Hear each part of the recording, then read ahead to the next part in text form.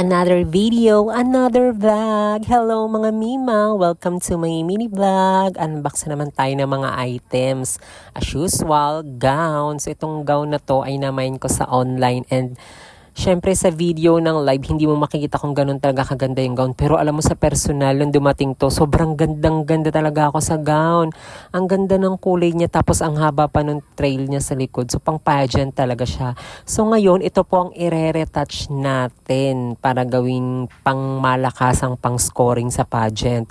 So ito yung itsura niya nung sinuot ko na sa mannequin. Alam niyo po, promise, sa personal po, ang ganda ng color nito. Buhay na buhay yung pagka-green niya. Ang linis, ang liwanag. Ito po yung just makinang-kinang kasi nga sequence po siya. Corset pa siya and thankful ako kasi na-mine ko talaga tong gown na to. Ang size niya ay small to medium and parang gusto ko na talagang simulan at excited na akong i-retouch yung gown na to kung ano yung kalalabasan nito. Pero bago natin siya i-retouch, ipapakita ko sa inyo yung mga ginamit ko na in-order ko rin online para sa pang i-retouch ko sa gown na to. So, isa-isahin natin siyang bubuksan. And first time kong gagawin to, so pepresyohan ka, ilalagay natin yung price ng mga pinagkagastusan ko.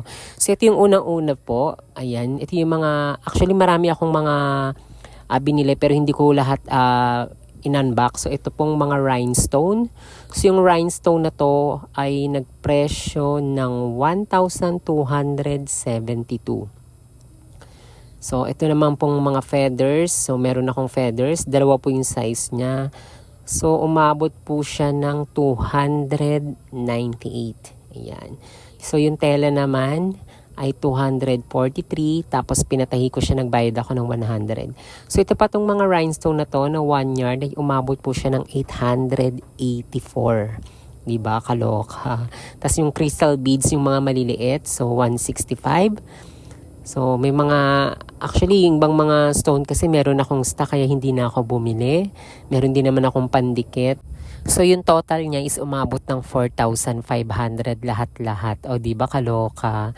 So, sa next video natin, doon ko na ipapakita kung paano yung ginawa kong pagre-retouch ng mga gowns and ng gown. And see you po sa aking next video.